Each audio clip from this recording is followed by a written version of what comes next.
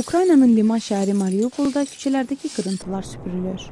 Parçalanmış şüşələr bir neçə gün öncə baş verən zorakılıqları xatırladır.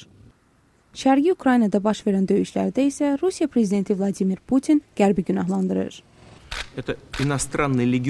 Bu, xarici legiondur, xüsusilə NATO legionu. Onların burayla bağlı Ukraynanın milli maraqlarına uyğun məqsədləri yoxdur. Onların başqa məqsədləri var. Buna isə Rusiyanın qarşısını almaq kimi geosiyasi məqsəd daxildir. Brüsseldə NATO'nun baş katibi isə buna cavab verməkdə gecikmədi.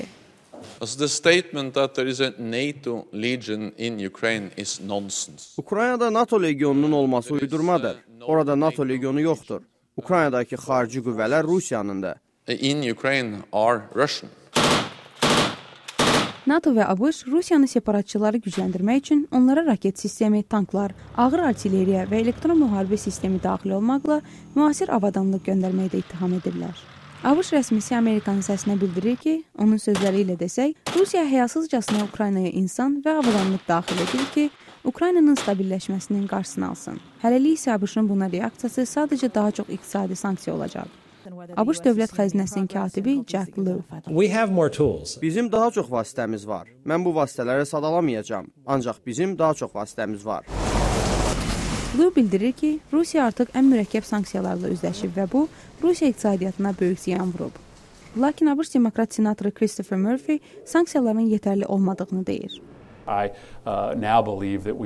Düşünürəm ki, biz Ukrayna hərbisini ciddi miqdarda müdafiə silahları ilə təmin etməliyik. Fikrimcə onlar elə bir nöqtədədirlər ki, onlar bu texnologiyadan istifadə edə bilərlər. Ümid edirəm ki, gələn həftələrdə və ya aylarda bu məsələ müzakirə olunacaq.